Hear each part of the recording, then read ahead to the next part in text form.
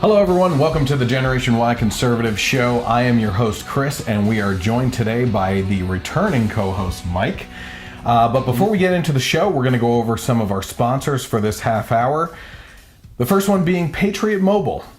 Do you believe in abortion? That seems to be the headlines for today. Do you want sanctuary cities? If not, why are you supporting these efforts of your cell phone company? Big Mobile has been given millions of dollars of your money to these causes when you pay your cell phone bill. That's why conservatives, specifically veterans, have created Patriot Mobile to give you a choice to stop supporting things you don't believe in. It's easy to switch to Patriot Mobile. You get the same reliable nationwide service, unlimited talk and text. Plans start as low as $25, and each bill you pay supports your values. Would you like more motivation? Well, mention the Generation Y Conservative when you call 1-800-A-PATRIOT or visit them online at patriotmobile.com to get your activation fee waived. You can make a difference, but only if you make the switch. Call 1-800-A-PATRIOT or visit patriotmobile.com/mojo50. This half hour is also brought to you by Nostalgia and their grilling sampler promotion for this month. It's time to get your grilling on. You got your grill? I do. You're a griller, right? Already use it. All right, nice. Nostalgia's grilling sample pack is on sale and perfect for kicking up your grilling skills. Use Grill 10 at mojowildrice.com or spoonywildrice.com to save 10% on the grilling sampler pack. This pack includes their salt-free garlic and herb seasoning for meats, vegetables, or potatoes, and can be used as a dry or oil rub.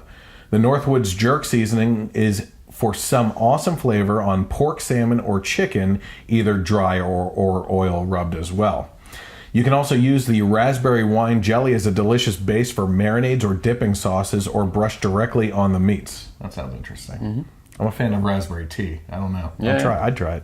The sweet heat of the jalapeno pepper jam is perfect as you marinate, brushed on at the grill or served on the side as a dip. You can even add it to your own barbecue sauce for some super flavor. They also add their maple sugar to your wet or dry rub before grilling for great caramelization on any grilled meat, which sounds, that would be awesome. Yeah. Maple sugar. And everyone will love the wonderful dark richness of the stout beer jelly in your burger mixture with some Gouda cheese. It's Gouda cheese. It can also be used as a grilling sauce or marinade for a delicious flavor on any meat. So make the most of your grilling season and save 10% when you use the promo code GRILL10 at mojowildrice.com. Don't forget, this is a great gift for Father's Day coming up, now that we've already gotten through Mother's Day. All right. So, hey, welcome back, man. Thank you. Triumphant return. Yeah, absolutely. It's been a little while. Well, listen, we're going to talk a little bit more about Mike being here and kind of jumping in on the Mojo family that we've been starting over the last couple of weeks that I've started with you here. But first, this is the Generation Y Conservative Show.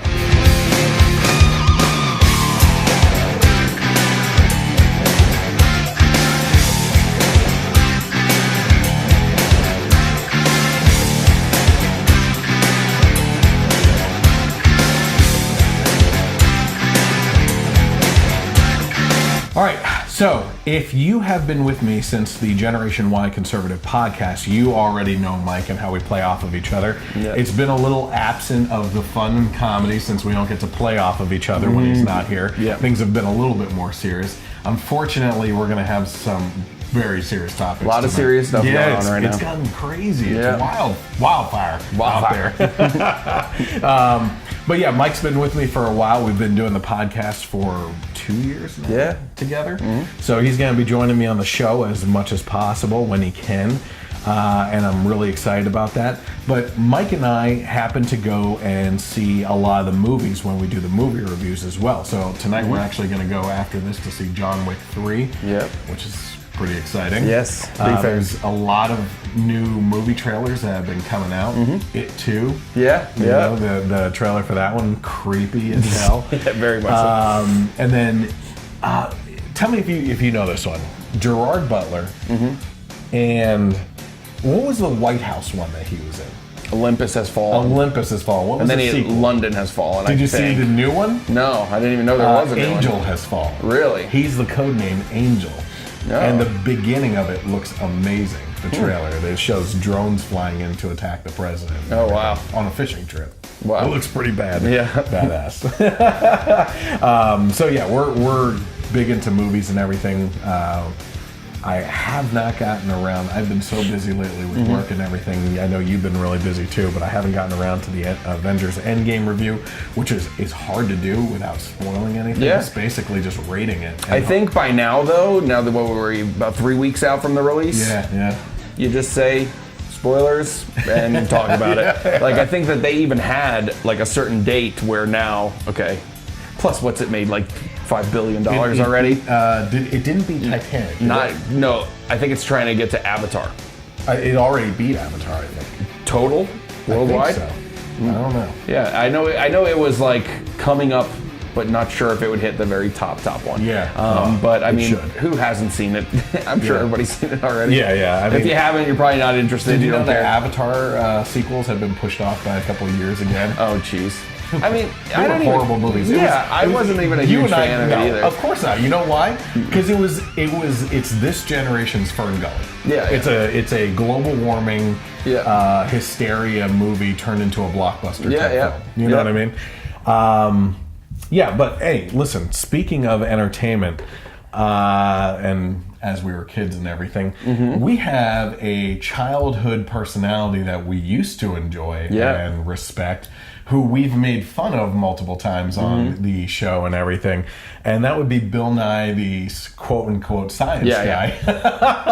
And the engineering bachelor's degree guy. So he came out recently with another, he keeps on getting bashed down. Like, he's gone up against experts in the news and everything, and he keeps on getting bashed down by experts that basically put him in his place, right? So as long as he can pump out these videos of just him on camera without having to answer anyone, he does great. I mean, he's convincing people. But of course, the way to do things today is to, of course, curse your head off and grab people's attention that way by being cool. Apparently. So let's take a look at Bill Nye's latest video and hear what he had to say about the Earth warming up. Here, I've got an experiment for you. Safety glasses on. By the end of this century, if emissions keep rising, the average temperature on Earth could go up another 4 to 8 degrees. What I'm saying is the planet's on fucking fire. There are a lot of things we could do to put it out. Are any of them free? No, of course not. Nothing's free, you idiots. Grow the fuck up. You're not children anymore. I didn't mind explaining photosynthesis to you when you were 12, but you're adults now, and this is an actual crisis. Got it? Safety glasses off, motherfuckers. He throws in the F word there like crazy. For what purpose other than to be able to do it? Yeah. Right? Any thoughts on it, first of all? I think I'm trying to look at the point of the comedy, because I guess this was on Trevor Noah's show, right? I believe it was something like that, yeah. So even though he's got his own slant on things, it's still supposed to be like from a comedy's perspective. So I think the point of the comedy is that he's not a kid show anymore, so it's adult, so he's swearing.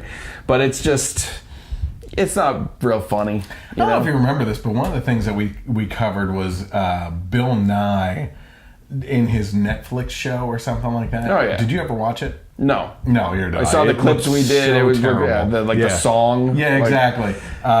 Wasn't one of those Netflix things him talking about how many genders there are? Yeah, that was the song, right? Yeah, and then it's a spectrum. Yeah, and then we compared it back to his. He was talking here about having to explain photosynthesis to kids and everything. Yeah. Well, if I remember correctly, and I think we talked about it, he also explained that there's only 2 genders back in his Bill Nye the Science Guy. Oh yeah, that clip's out there. For sure. Yeah. So, and it's funny how it's very obvious how like the old stuff from a show when he was a kid is just based on biology and science and facts, and this is just based on a political feelings, agenda, emotions. Right. Speaking of entertainers and everything too, this is according to The Blaze. The headline says aspiring hip-hop artist Dank Frank, what's a great name there, charged with setting fire to houses owned by South Carolina's Republican governor. So it says a 21-year-old man from Columbia, South Carolina has been arrested in connection with a fire that affected 2 rental properties owned by Republican South Carolina Governor Henry McMaster. Frank John Wilberding moved back to South Carolina. Yeah, that's the only name where Dank Frank is an upgrade. Yeah, no kidding. Now we know. Yeah, moved back to South Carolina earlier this year after temporarily relocating to Los Angeles with the hope of launching a hip hop career under the stage name Dank Frank. It says a fire that Wilberding.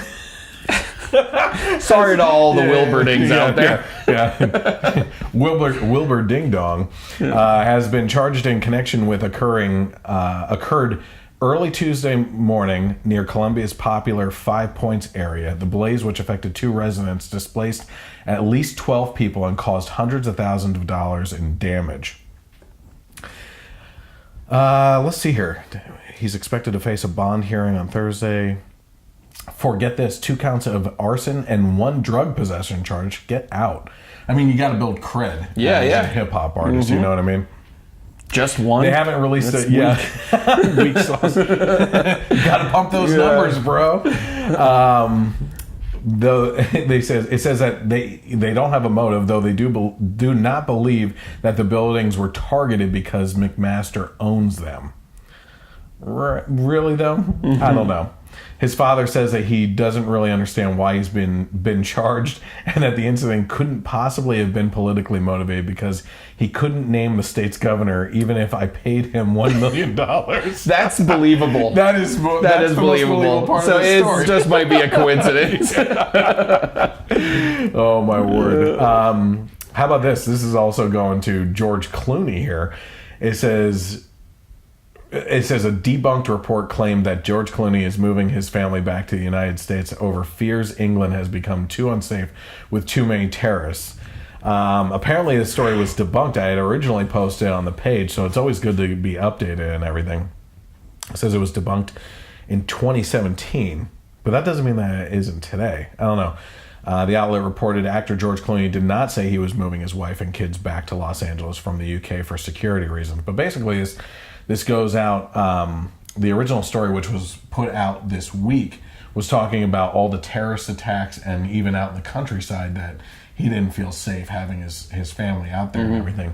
But we've talked in the past, too, about the absolute insanity of these places where it's like the no-go zones. Yeah. You know what I'm talking about? Yeah. Like where police will actually turn around in London because it's Sharia law enforced areas, and the police say that they don't have jurisdiction in those Muslim communities. It's like Sin City. Yeah, no like kidding. Old Town or whatever, where like the Yeah. prostitutes run the city and the cops just turn around and don't go in there. It's like we're living in Sin City.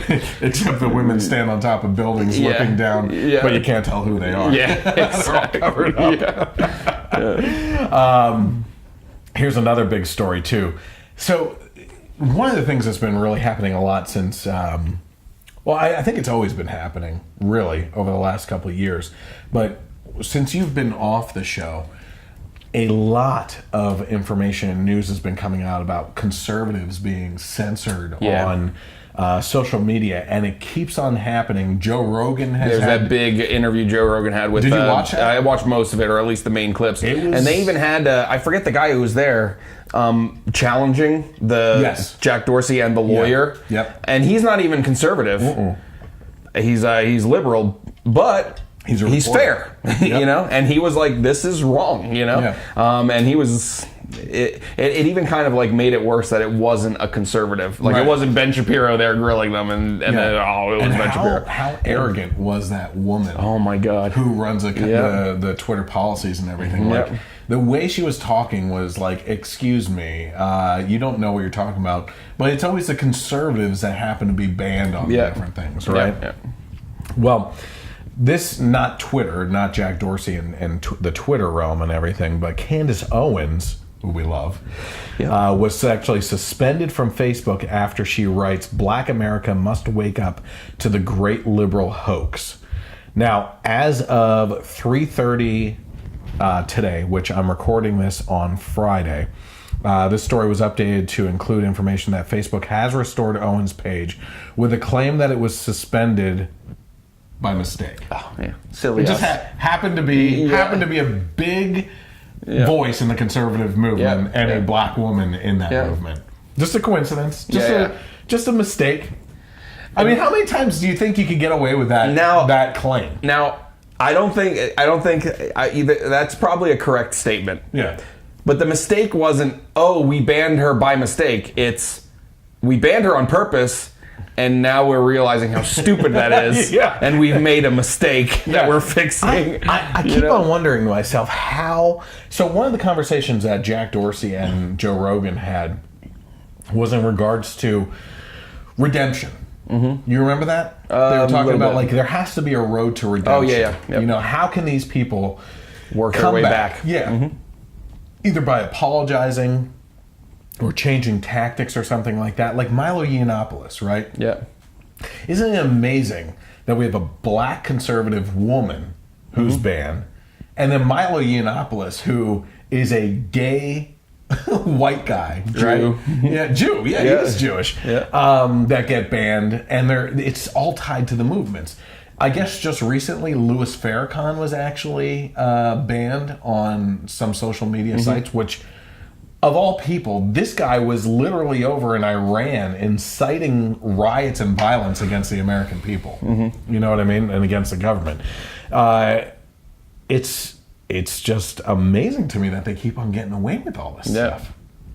Yeah, it's private companies, so they technically can do what they want, but they have such control over people's right to free speech, you know what I mean? Because that's how most people communicate now, you know, and voice their opinions and things like that. So even though they are a private company and they have these policies and everything, it's like a real fine line of like, okay, well, how are your policies infringing on constitutional rights? Yeah, and even deeper than that, I think one of the biggest topics on that Joe Rogan episode was the fact that the social media companies take their stances in and dip their feet into two different water pools, right?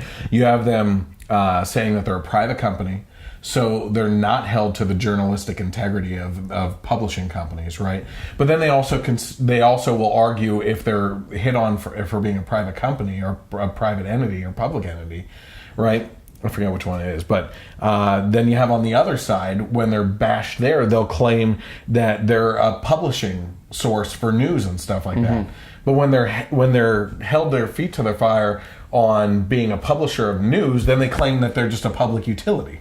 Yeah. You know, so they jump back and forth based on the argument so that they don't have to adhere to strict rules that every other company would have to. Yep.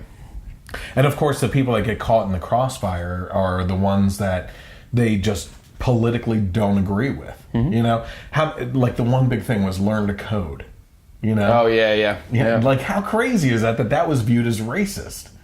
You know what I mean? It actually jumped back to the fact that some reporters were claiming that coal miners should learn to code and get with the times so that when they lose their job that they can go to the computer industry and everything. And then once reporters felt like they were being attacked by this administration, people were bashing them and saying, learn to code because you're going to lose your job and you should learn to code and go into the computer industry. And it was directly bashing them with their own bash. And then they tried to tie this in with white nationalism and it being a racist statement. And of course, when you control the narrative through the news, you're able to actually secure that in the foundation. As you keep on spreading it, the more and more you spread it, the more and more it's true. Yep. And then you have like this whole thing being racist. Well, I think the funny thing about this is I said, if they're banning Candace Owens, isn't that racist? Yeah. That is always the argument, right? I mean, if we disagree with someone like Kamala Harris, right, on policy, we're racist. Right? So and we're going to get to this on the abortion talk as well later when we get to that with Alabama, Missouri, and a couple other things that are going on. Like, if the thing that drives them nuts the most is when we use their arguments against them. You know? So in this case, if any time we disagree with someone that happens to be a different race than us on anything other than talking about that fact, we are immediately labeled racist. Well, we use the same argument against them. In this case, they're racist for banning Candace Owens. Yeah. Right? Or homophobic for banning Or Milo. anti-Semitic. Yeah. What was it? Or anti-Semitic. Yeah, with Ben Shapiro. And Milo. Yeah.